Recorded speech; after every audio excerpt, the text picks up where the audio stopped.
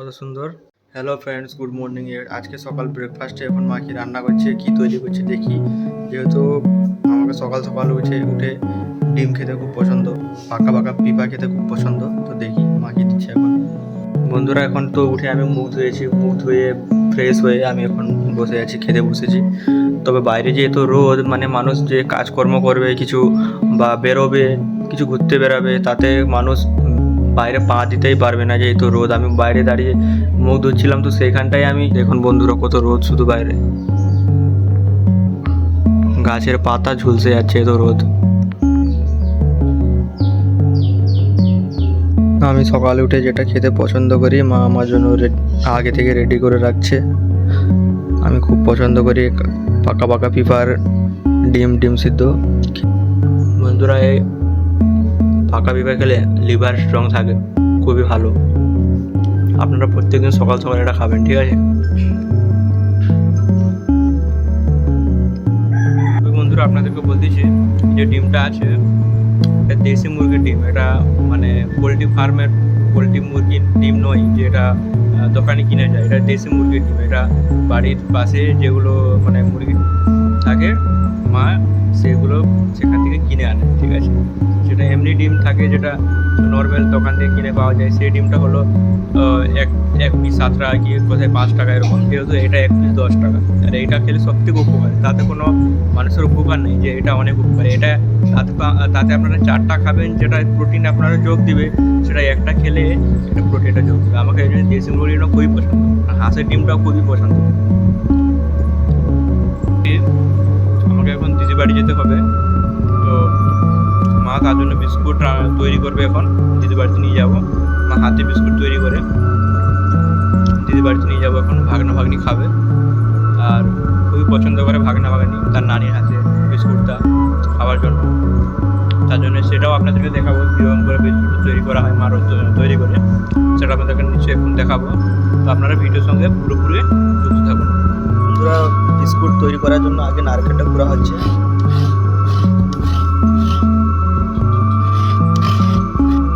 ছোটোবেলা বন্ধুরা, মা যখন এরকম নারকেল কুড়তো না, তখন আমরা অনেক নিয়ে নিয়ে খেয়ে নিতাম। সেগুলো দিন এখন আজকে খুব মনে পড়লো।